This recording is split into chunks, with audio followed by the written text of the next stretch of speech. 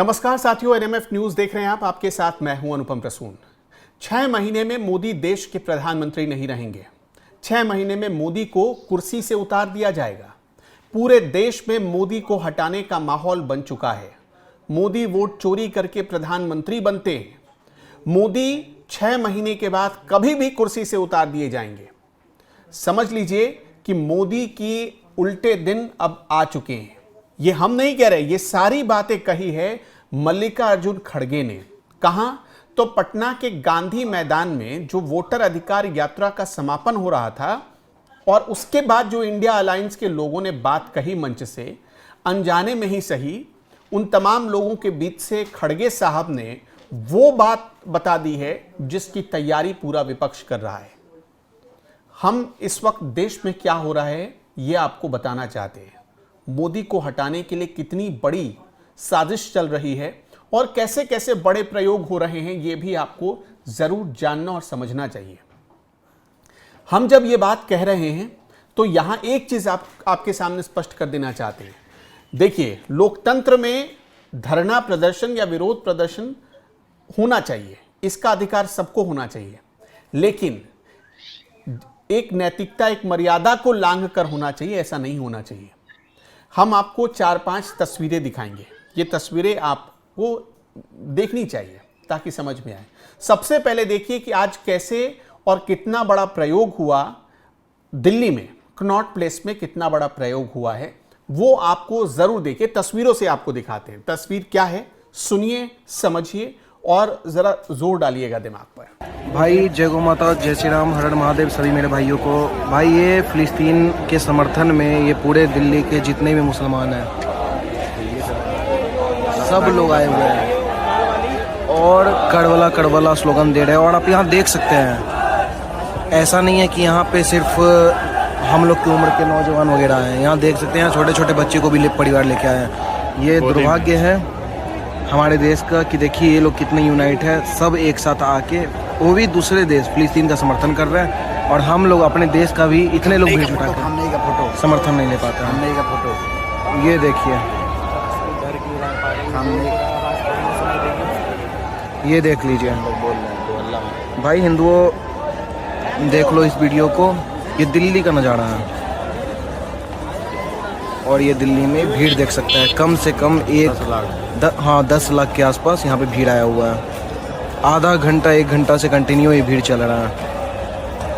ये बस हिंदू के लिए एक सबक है। देख लो कि ये लोग दूसरे देश के लिए भी इतना यूनाइट होकर एक साथ सब खड़े होते हैं जात पात को छोड़ के, और हम लोग अपने गौ माता, राष्ट्र, धर्म के लिए भी इतना लेवल में खड़े नहीं होते हैं। देख लीजिए सब एक है, सब देखिए वो छोटा बच्चा, सब छोटा छोटा बच्चा है, औरत भी है। दुर्भाग्य हमारे देश का। तो ये क्या था? दरअसल मुहर्रम का समापन हुआ है।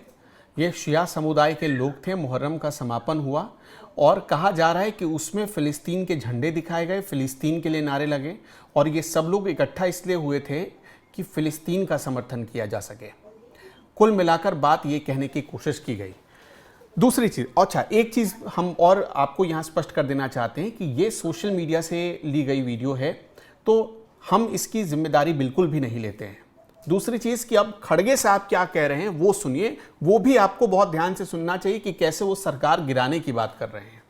ये डबल इंजन की सरकार 6 महीने के बाद नहीं रहेगी और ये सरकार, जो नई सरकार आएगी वो गरीबों की सरकार होगी, गरीब महिलाओं की सरकार होगी, दलितों की सरकार होगी, पिछड़ों की सरकार होगी। तो कहना ये चाह रहे थे मल्लिकार्जुन खड़गे कि हम अगले 6 महीने में सरकार को गिरा दें, आप कुछ ऐसा करिए और सरकार गिर जाएगी। दूसरी चीज़ अब आपको लेकर चलते हैं महाराष्ट्र।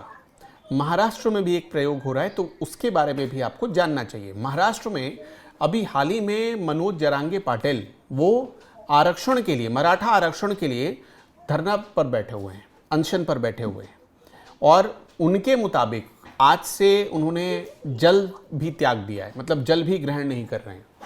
अब देखिए कि 29 तारीख से उनका आंदोलन शुरू हुआ 29 तारीख को जब वो आंदोलन करने के लिए आ रहे थे, उसी वक्त देवेंद्र फडणवीस ने कहा था कि इस वक्त सही समय नहीं है। क्यों? क्योंकि गणेश उत्सव चल रहा है महाराष्ट्र में। आप मत करिए, एक माहौल मतलब एक नेगेटिव माहौल बनता है। ये उत्सव का माहौल है तो उत्सव का माहौल रहने दीजिए। उन्होंने फिर भी किया, जबकि उनको कोर्ट से पहले ही कह दिया गया कि भाई आरक्षण नहीं बढ़ सकता। सरकार की भी अपनी मजबूरी है और ऐसा नहीं। इसके बाद भी देवेंद्र फडणवीस ने कहा है कि आप आकर बैठकर बात करिए, और उनकी जो सबसे बड़ी डिमांड है कि सारे मराठाओं को ओबीसी में डाल दीजिए, जो पॉसिबल है ही नहीं। मतलब कि जो ब्राह्मण है उसको भी ओबीसी बना दीजिए और जो ओबीसी है उसको भी ओबीसी बना दीजिए। तो क्या सरकार ऐसा मोल लेगी खतरा? ये भी अपने आप में बड़ा सवाल है। आप पहले देखिए कि आंदोलन के नाम पर जो उनके समर्थक आ रहे हैं वो बेस्ट बस में क्या कर रहे हैं।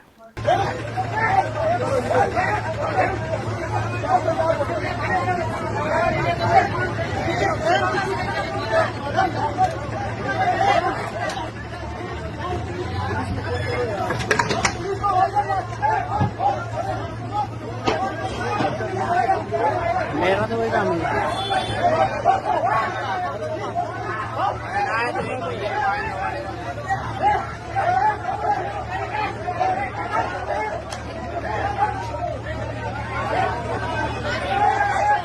यार खाना गाड़ी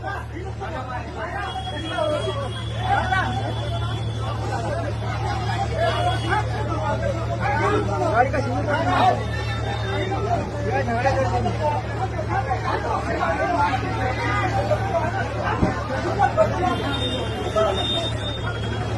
अब आपको लेकर चलते हैं पश्चिम बंगाल। आज पश्चिम बंगाल में ममता बनर्जी की तरफ से भी कुछ कहा गया है। तो ममता बनर्जी ने जो कहा है उसकी निंदा की है शुवेंदु अधिकारी ने, जो पश्चिम बंगाल में नेता विपक्ष है। शुवेंदु अधिकारी ने कुछ बड़े गंभीर आरोप लगाए हैं ममता बनर्जी पर, और ये क्यों लगाए हैं वो हम आपको बाद में बताएंगे। सबसे पहले ममता बनर्जी को सुनवाते हैं। আপনারা মাইকের তার থেকে শুরু করে পোস্টার থেকে শুরু করে তৃণমূল কংগ্রেসের ফ্ল্যাগ থেকে শুরু করে সবকিছু সরিয়ে দিতেন না। It is unethical, unconstitutional, undemocratic, unethical and misuse of BJP power. They want to use army for their own purpose. This is a sad message of the day, and that's why they don't care internal security, they don't take care border security, they don't care the external security. They only care in Bengal, of course, all India Trinamool Congress. लेकिन जितना करेगा इसका result इतना बुरा होगा, ये नहीं करना चाहिए। इससे ज्यादा मेरे को कुछ कहना नहीं है। फ्रॉम टुडे इटसेल्फ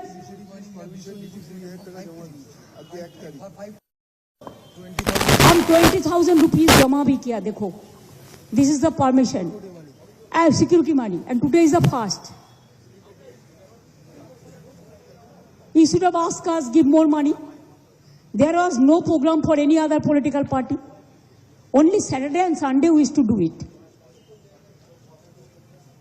আমরা শনি রবিবার করি, আমরা টাকাও দিয়েছি, যে প্রোগ্রাম হয়েছে তার জন্য সিকিউরিটি মানি দিয়েছি। আমরা কিন্তু ওদের কাছে সিকিউরিটি মানি নিই না। পুলিশ কিন্তু নিতে পারে অনেক, কখনো আমরা নিই না। ममता बनर्जी ने कहा कि जैसे ही मैं मैदान में आई तो वहाँ पर 200 जवान थे जो उनको देखते ही चले गए। उन्होंने कहा कि बीजेपी आर्मी के जवानों को अपने एजेंडे के लिए इस्तेमाल कर रही है। देखिए, आर्मी पर हमला था, आज आर्मी के खिलाफ वहाँ मौजूद लोगों को भड़काया गया। और पश्चिम बंगाल में आर्मी क्यों भेजी गई? आर्मी, देखिए, पश्चिम बंगाल में आर्मी का मतलब वहाँ सीआरपीएफ के कमांडोज हैं, सीआरपीएफ के जवान हैं। आपने देखा बीएसएफ के जवान बॉर्डर फेंसिंग के लिए वहाँ पर तैनात किए गए हैं। उनको वहाँ पर आर्मी कहा जाता है, जो बंगाली भाषा में उनको आर्मी कहते हैं लोग। तो इस तरह से शुवेंदु अधिकारी ने कहा कि ये कहकर ममता बनर्जी आर्मी के जवानों का अपमान कर रही हैं। और एक प्रयोग तो हमने आपको एक वीडियो में दिखाया है कि मोदी सरकार के मंत्रियों को चुन चुन कर टारगेट किया जा रहा है। इसके अलावा एक चीज़ और आपको इसमें बता देना चाहते हैं कि आप देखेंगे बिहार से लेकर उत्तर प्रदेश से लेकर दिल्ली, स्टूडेंट प्रोटेस्ट को भड़काने की कोशिश की जा रही है, स्टूडेंट प्रोटेस्ट को। और मत भूलिए कि जितने भी बड़े परिवर्तन हुए हैं उनके पीछे स्टूडेंट प्रोटेस्ट बहुत बड़ा कारण हमेशा बनता रहा है। तो इस तरह से भड़काने की कोशिश पूरे भारत में हो रही है। तो हमने 6 तरीके आपको बताए जो इस वक्त चल रहा है, और 6 महीने का समय है जो कहा जा रहा है कि नरेंद्र मोदी के पास बचे हैं। पंकज जी मेरे सहयोगी मेरे साथ जुड़ रहे हैं। पंकज, ये देश में ये जो 6 तरीके के प्रयोग एक साथ जो हो रहे हैं, ये संयोग है या एक साजिश? मैंने अब से 3-4 महीने पहले एक वीडियो में बताया था कि अक्टूबर नवंबर में इस देश में एक विप्लव होगा, बहुत आंदोलन होंगे और अलग अलग शहरों में होंगे, और उन सारे आंदोलन का मकसद ये होगा कि नरेंद्र मोदी को सत्ता से उखाड़कर फेंक देना है। ये मैंने उस वक्त बोला था जब बांग्लादेश वाला मैटर चल रहा था।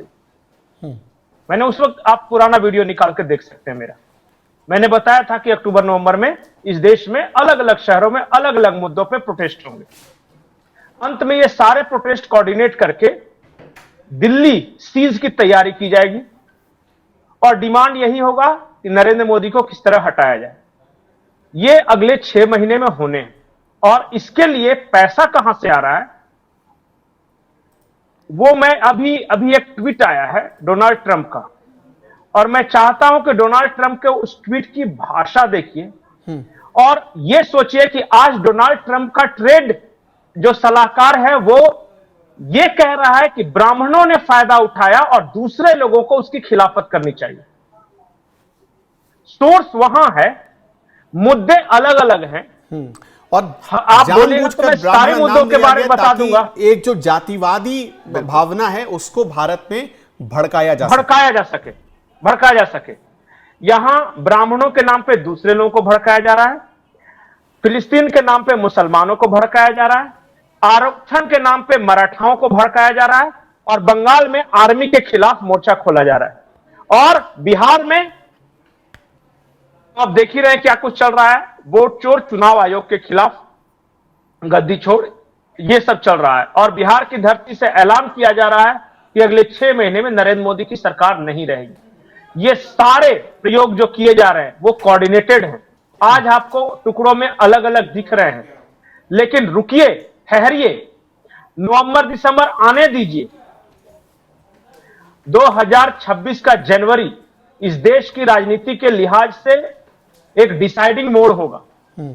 अगर बच गए नरेंद्र मोदी तो ये देश कहां जाएगा, कैसी तरक्की कोई नहीं कर सकता। लेकिन अगर ये आंदोलन सफल हुए और बांग्लादेश की तरह तख्ता पलट हुआ तो उसके बाद भी सोच लीजिए कि क्या होगा।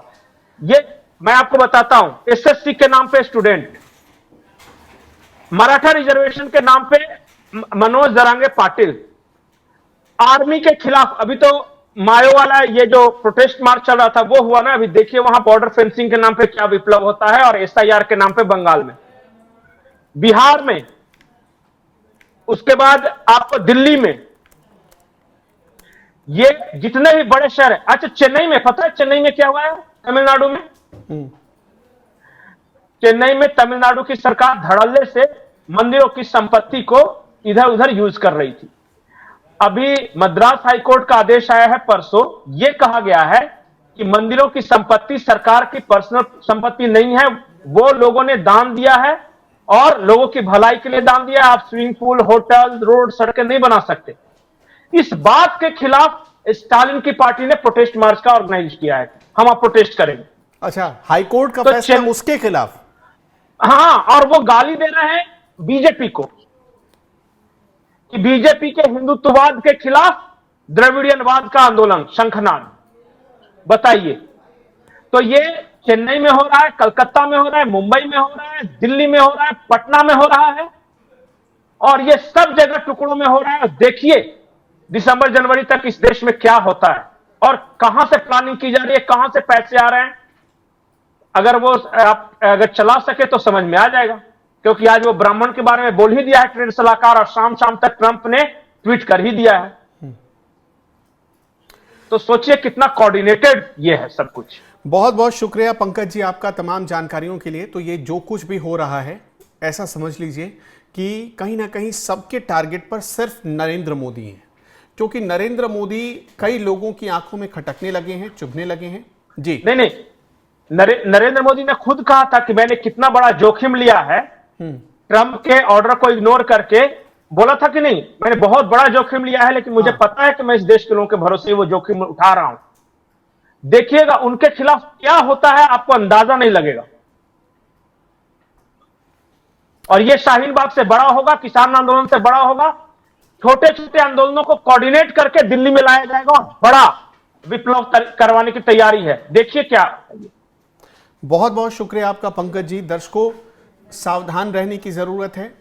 ये समझिए कि ये ऐसा वक्त है जब भारत के हर नागरिक को अपने आप में यूनाइट रहने की ज़रूरत है, हमें एकता दिखाने की ज़रूरत है, और तभी शायद ऐसे खतरों से हम संभल सकते हैं। क्योंकि ये सवाल सिर्फ राजनीति भर नहीं है कि ये किसी राजनीतिक पार्टी या नेता के खिलाफ नहीं, ये पूरे देश के माहौल को ख़राब कर सकता है।